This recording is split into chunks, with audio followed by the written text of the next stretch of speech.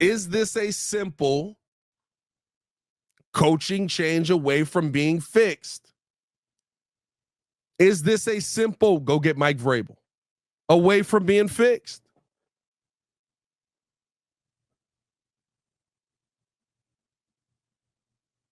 And you know what? When I thought about this question after watching last night's game, when I thought about, is this a simple head coaching change away from being fixed? Two different answers popped into my mind. Yes and no. Yes, it is a simple coaching change away from being fixed. But no, not with the Chicago Bears. If this were any other franchise, if this were any other team that would let a head coach come in here and kind of dictate where he wants, where he needs his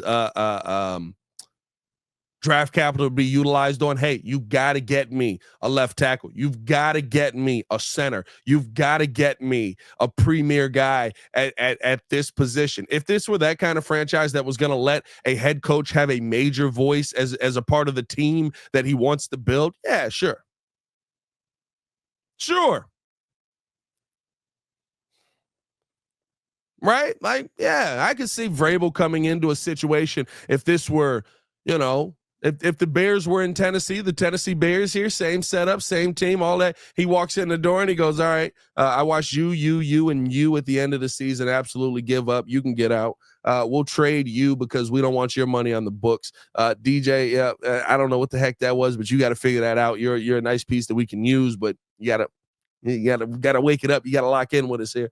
Over here, I think we got nothing. Like if you had that kind of head coach that walked in the room, sure, it's a simple head coaching fix away. That's not the head coach the Chicago Bears want.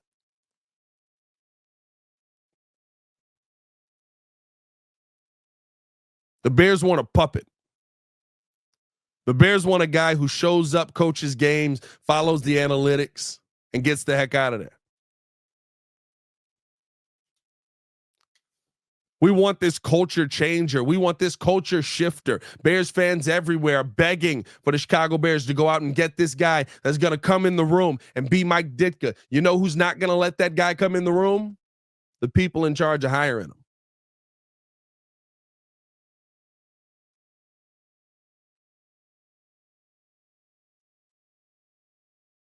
The people in charge of hiring.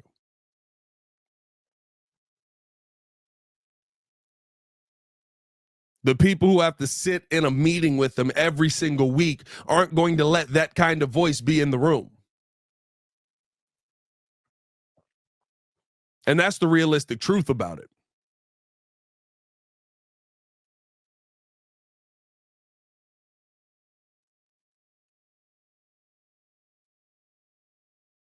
This team, to me, is not that far off. Do you need to address the offensive line? 100%. The more that I'm digging into this, because listen, draft breakdown has begun, y'all. Listen, we're going to start dropping some draft breakdown videos because it is time. Draft breakdown has begun, boys. And it is, whew, let me tell you this right now. It's ugly. But the offensive line in this draft is better than what I thought it was going to be. Now that I'm sitting here and I've watched some of the guys. Of course, I like Cam. Is it Cam Ward? Cam Ward, I think, out of LSU. No, I'm sorry. Will Campbell. Will Campbell out of Cam Ward. Will Campbell out of LSU.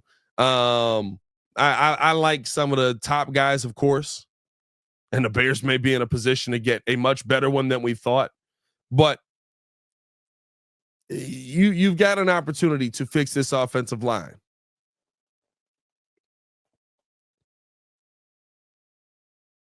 You've got an opportunity to build this team up with this draft to put yourself in a position where we go into it next season and go, oh snap, this is what Caleb could look like behind protection. Your free agents are not great. Your free agency is not great. You're not going to have a great free agency offensive line wise. I think you missed that window. That ship has kind of sailed because you want the bargain bin shop. But the team to me is not miles away from being fixed.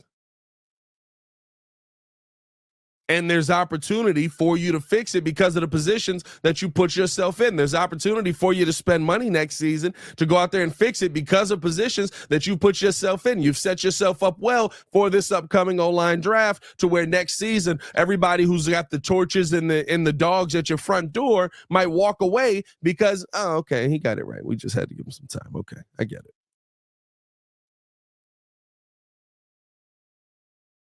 The opportunity is there for a head coach to walk in and for this to be a head coach away from fixing the Chicago Bears.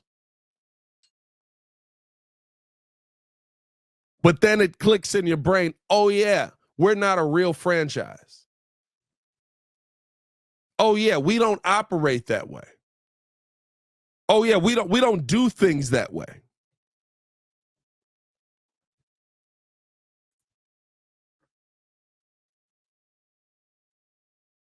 Oh yeah, we don't move in a manner that is beneficial to the long-term success of the team. We move in a manner that is beneficial to me having to sit in meetings with a guy.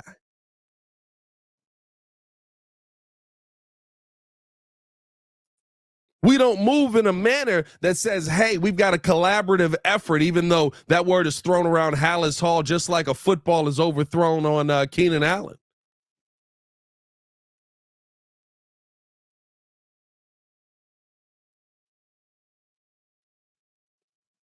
We don't actually want that to be the case when our head coach wants to speak up and say, hey, maybe don't take a punter in the 4th round.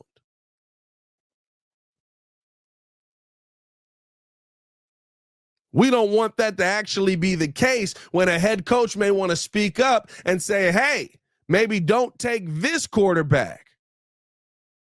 I got this guy over here who's really freaking good, and I have it on good authority that he's going to be able to make all the plays and blah, blah, blah, blah, blah, whatever it is. Hey, maybe don't hire the guy. I was speaking on Deshaun Watson and Mitch there, not Caleb and any of the other quarterbacks who are balling right now. But again, hey, maybe don't take the guy or hire the guy to come in here and fix everything just because he's your agent's client as well. And so you guys all 4 can go out to dinner together with the agent and it makes travel real easy.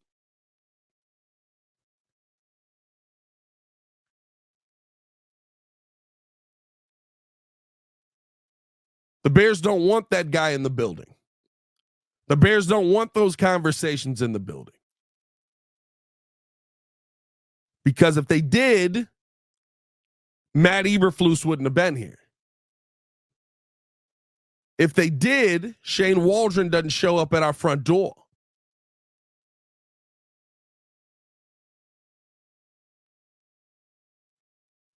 The Bears want a guy who's going to come in, he's going to call plays, he's going to sit there and go, whatever you get me, Ryan, I'm just going to be happy to have it. Thank you.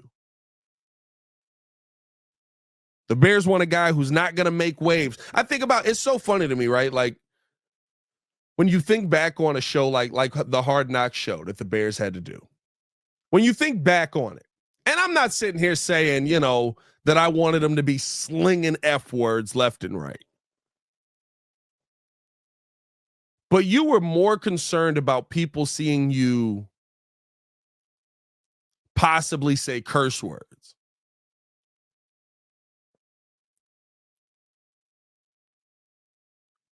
than you were about how talented your football team is. You scrubbed every inch of that video because I'm going to tell you this right now. Oh, the words was flying. You scrubbed every inch of the footage. I'm impressed they were able to put a show together.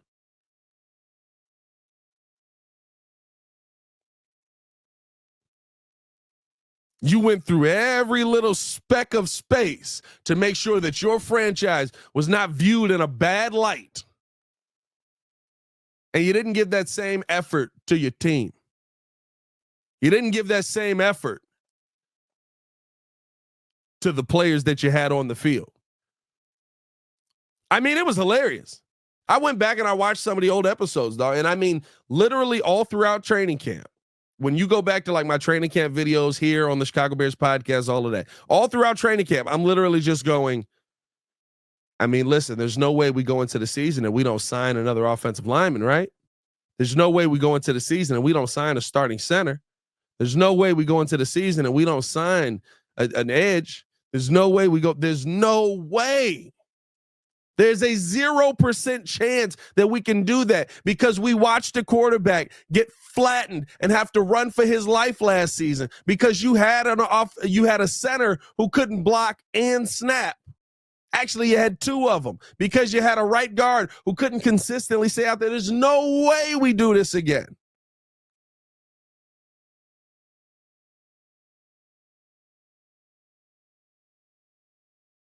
And there wouldn't be a way you would do that again if you had somebody in that building that was willing to go up to Ryan Poles and willing to go up to Kevin Warren and go, hey, we got to talk. Him right there, he sucks. You got to get me somebody that can snap. You got to get me somebody who can snap, who can identify. Because I'll tell you this, it cracks me up watching Coleman Shelton. He identifies every bit of the blitz. We got fire here. Watch this guy. He sees all of it. Can't block. A real head coach goes up to the GM and says, hey, you know, we got a problem. He can't block. You cannot send me into another season, especially a season where if it doesn't go well, I'm going to get fired with a center who can't block when there's two of them available.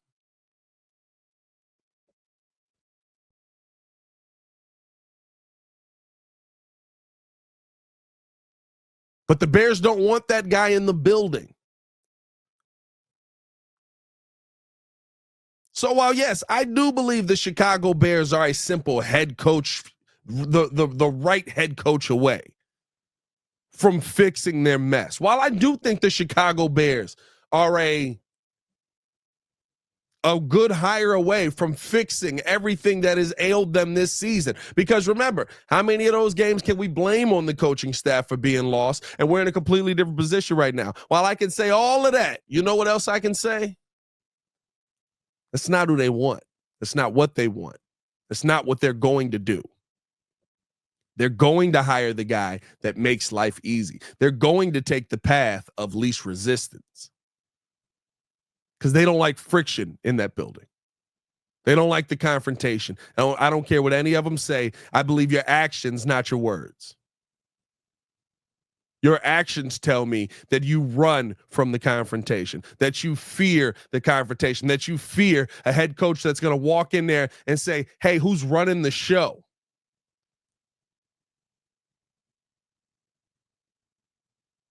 Because you guys look like a couple of idiots based on the last 3 seasons. Meanwhile, I'm coming in here to fix this thing. I do believe you're a head coach away. I don't believe the Bears will go get that guy. Hey, man, appreciate y'all for tuning in and showing love, man. Hit that like button, subscribe to the page. Leave a 5-star review. Y'all know what to do. Gotta get up out of here, man. We'll be back, of course, later today to break down more from this Chicago Bears game. Chicago Bulls got to win last night. Maybe it's time to start talking Bulls, boys. Not yet. Y'all stay safe out there, Chicago. Bed down. One love. Peace.